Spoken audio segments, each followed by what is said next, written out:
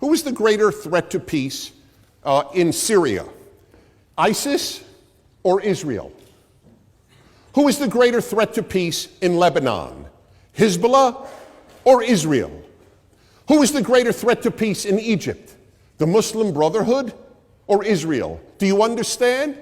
In every case, everyone in this room would acknowledge that ISIS is a greater threat to peace in Syria than Israel. In every person in this room, I have to believe, even Professor Schlein, would have to agree that ISIS is a greater threat, that the Muslim Brotherhood is a greater threat, and that Hezbollah is a greater threat. All of a sudden, we change the entire scenario because it is now Hamas instead of Hezbollah, or ISIS, or Muslim Brotherhood. Number two, just on this issue, just appealing to your common sense. In modern history, every war has been between a free state and a police state, or two police states. I cannot think of a 20th century example of any other. And the same holds true here. You have the police state of Hamas. If you differ with Hamas, they kill you. Where in the world, other than Israel, does anyone ever argue that the free state doesn't want peace and the police state wants peace?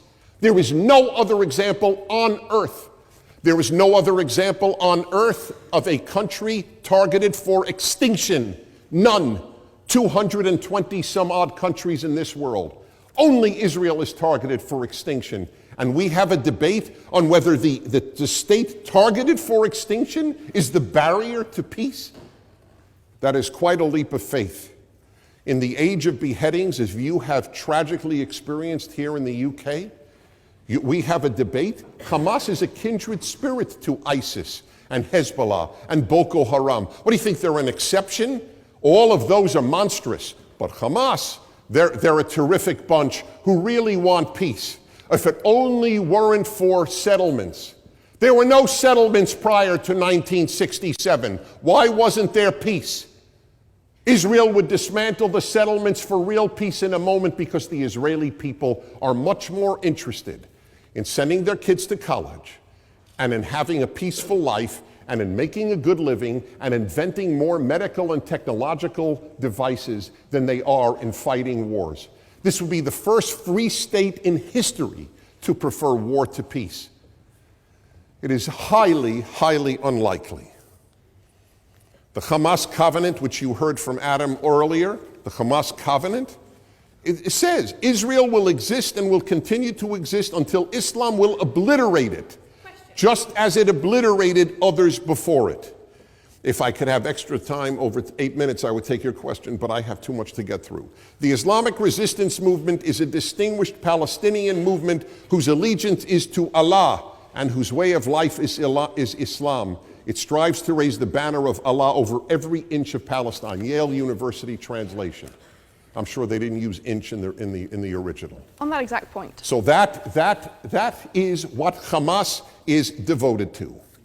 Now, yes, I can. Oh, then please. So all of the organizations that you're citing as a threat to peace just happen to be Arab and or Muslim. Could you explain to me why you think that might be the case, that you only view these organizations as threats to peace? I don't.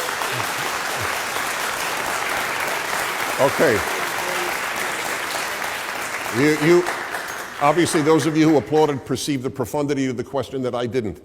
I don't quite understand. They are all a threat to peace. That is correct. Why did I only pick on Arab Muslim? I said Boko Haram. That is not Arab. Arab and or Muslim. Yes, Arab and or Muslim. That is correct. The only beheading groups in the world today, to the best of my knowledge, are Arab or Muslim.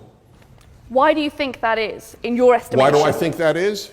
Sad to say, it was answered by Arab intellectuals at the United Nations, because the Arab world is a benighted place at this time. The status of women is particularly low. The Arab world translates fewer books in a year than in 10 years than Greece. The entire Arab world translates fewer books than Greece does in 1 year. There is no interest in the foreign world. It is a benighted world, the Arab world. It is a tragedy This is not anti-Arab. If you love Arabs, you have to understand how low the moral level of the Arab world at this point is.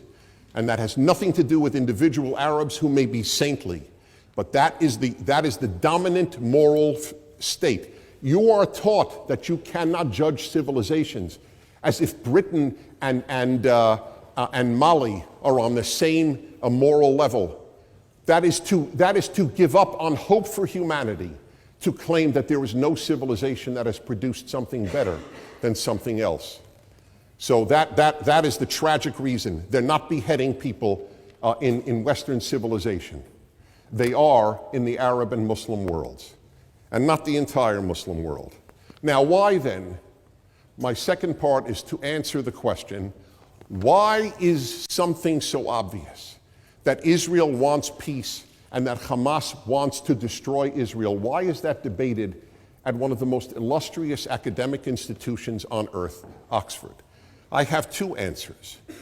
One is, there has been a broken moral compass in the intellectual world in the West for the last perhaps 80 or 100 years. I will give you an example. I studied at Columbia University at the School of International Affairs. I was taught by brilliant, and they were brilliant, professors that the United States and the Soviet Union were moral equivalents.